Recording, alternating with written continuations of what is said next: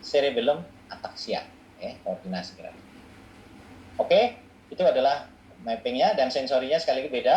Nah, sensori input untuk cerebellum adalah proprioception. Khusus sound ini.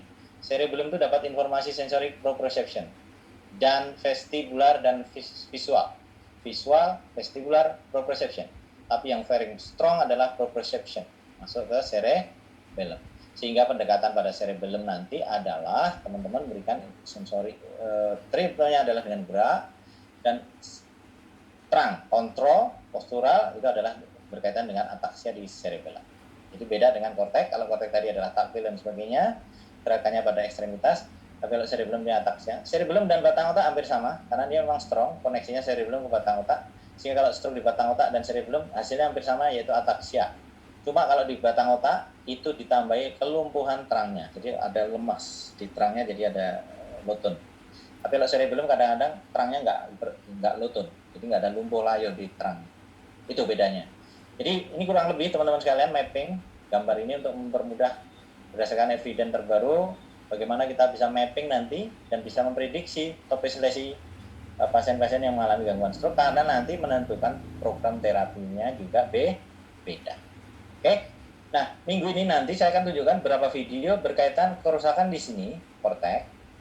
Minggu besok Mbak Devi akan menyampaikan pasien dengan gangguan di sini, brainstem.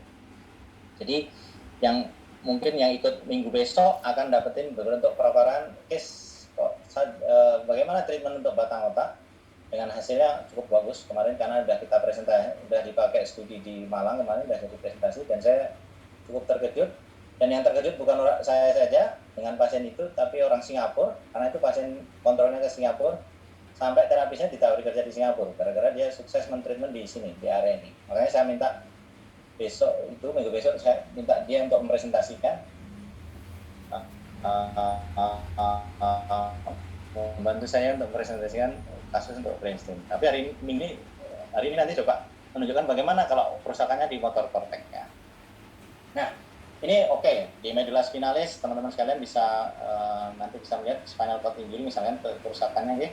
Sekali lagi kalau spinal cord injury treatmentnya please perhatikan kanan dan kiri bahwa sisi kanan terkoneksi dengan medulla spinalis kiri juga sehingga jangan hanya terapi pada sisi yang sakitnya saja, sisi sehatnya juga harus diperhatikan. Itu berkaitan dengan motorik, kesimpulan tentang motorik. Ini sedikit review tentang sensorik. Sensorik ini sekali lagi ini adalah jurnalnya tadi ya. Ini jurnal dari Takakusaki tadi. Ini Kaoru Takasaki, judulnya Neurosubstrate Involved in the Control of Posture. Jadi dia membahas tentang postural control dan sensori apa saja yang masuk. Ini sebenarnya gambarnya seperti yang di awal tadi. Ini hanya gambaran lebih detail lagi dari beliau, dari penelitian beliau. Jadi ada evidennya teman-teman sekalian yang saya sampaikan di depan tadi seperti ini. Kalau melihat gambar ini tambah mumet toh. Oke, makanya tadi saya kasih gambar di depan tadi. Pokoknya percaya aja bahwa saya yang menyampaikan di depan tadi dasarnya ada ini. Oke, ini nggak usah dibahas, ini panahnya malah kayak bingung. Oke, ini sama, ini dari jurnal yang terbarunya beliau. Ya, karena webinar ini harus yang gini-gini lah, pokoknya jangan yang susah-susah, ya. Yang susah gini dilewat ya. Tapi tadi materinya udah dapat di ini ya. Jadi yang saya sampaikan tentang ini sebenarnya simpulannya di sini tadi. Nah ini ya. Oke, jadi sensori itu masuk di semua level ini, ya, korteks, basal ganglia, medulla spinalis juga dan cerebellum. Sorry, basal ganglia tidak punya direct langsung ya. Basal ganglia ini input sensorinya dari talamus, ya. Jadi nggak direct dari organ sensori di ekstremitas maupun di medulla spinalis, tapi dia dari talamus. Makanya gambarnya seperti ini. Oke. Berdasarkan tadi itu dasarkan ini jurnalnya, Oke. Nih, lihat basal ganglia kan nggak ada gambar langsung patahnya, tapi dari talamus.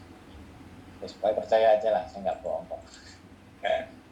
Nah, berkaitan dengan sensori integrasi, jadi sensori itu setelah masuk ke otak kita tadi, ini juga penjelasan tadi bahwa saya bilang bahwa sensori itu bisa kemana-mana tadi, Ini dasarnya. Jadi ini saya mencoba menampilkan evidence-nya di belakang. Jadi dari buku Laurilian di Ekman itu menjelaskan sensori integrasi itu seperti ini, bahwa ini gambar ini berkaitan, dua gambar ini diagramnya, ini nama proses-prosesnya, ini nama area di otaknya, Nah, enaknya lihat gambar aja. Nanti kalau ini diterjemahkan di sini ini seperti ini. Nah, jadi gampangnya gini, memahami teori sensori integrasi ini teori yang paling terkenal oleh Agus et al. Untuk memudahkan mengingat-ingat teori ini berkaitan dengan sensor integrasi. Teori saya atau bukan teori deh, tapi cara untuk jargon apa istilahnya ya, jembatan keledainya untuk mengingat biar gampang proses ini adalah teori nginjek tai ayam. Ini ceritanya. Jadi persis seperti ini. Orang kalau nginjek tai ayam, contoh ya, itu kan di sini nih. Terus area sensorik itu nih, taktil itu di sini. Ya,